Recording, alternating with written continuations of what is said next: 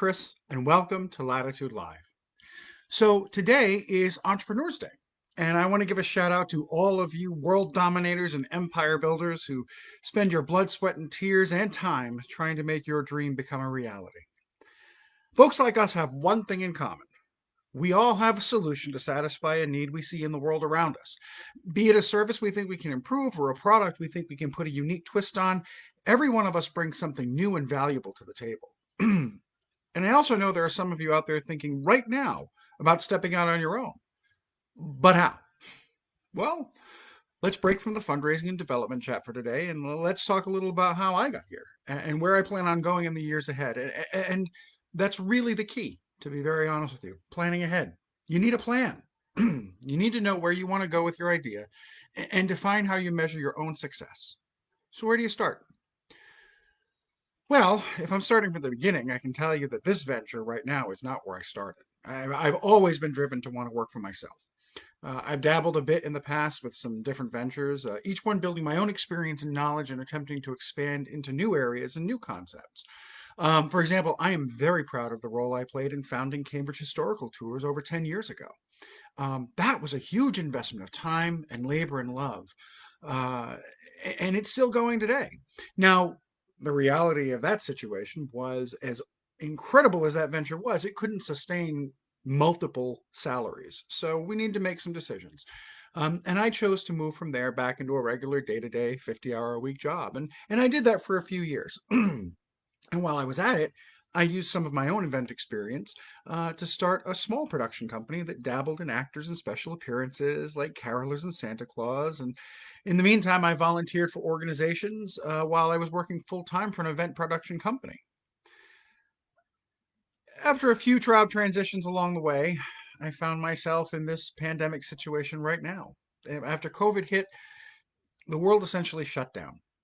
And I came to realize two very important things. One, I was never going to have job security working for someone else who's only looking at the highest paycheck and the bottom line, no matter how well I do my job. And two, with years of experience in professional event management and a great deal of time volunteering for groups whose missions align with my beliefs, taking a look at opportunities in that industry made a lot of sense.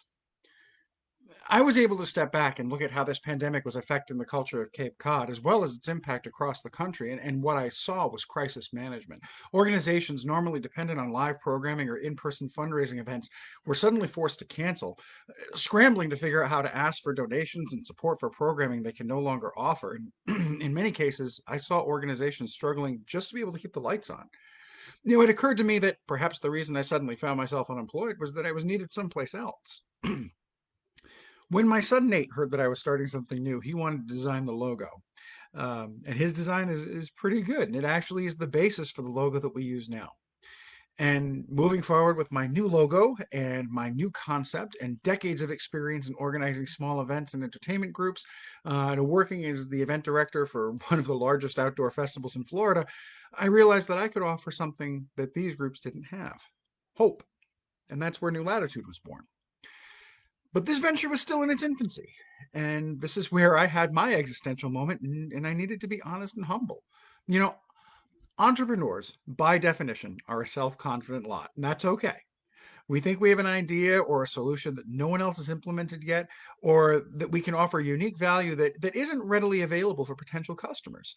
But we all need to be secure enough in our own ideas and honestly our egos to be able to admit that we don't have all the answers. And then the next step is to have the humility to look for help and guidance.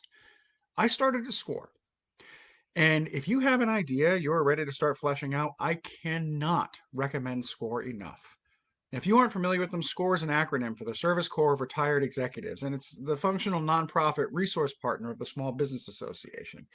This is a great resource, and it gives you access to internal resources and experienced mentors at no cost.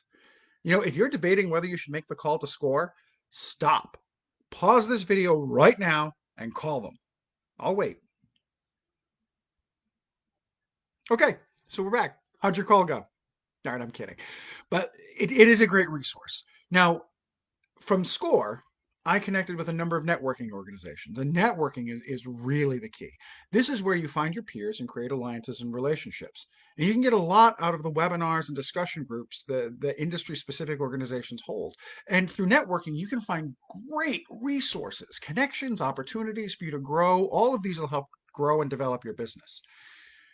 You may also want to look into some business incubator opportunities. I was incredibly fortunate to be accepted into a program called E4All. If you scroll my various social media pages, you'll see their logo and different shares from them. It's a business accelerator that you apply to, and if accepted, you essentially get a business planning scholarship and a 3-month intensive workshop that addresses all of the aspects of a business startup. It's great, and it costs nothing. As part of this program, I have 2 classes a week, plus an incredible benefit: weekly meetings with industry experienced mentors. Now, these tools have really helped me to flesh out what steps are still ahead of me and how to map them out.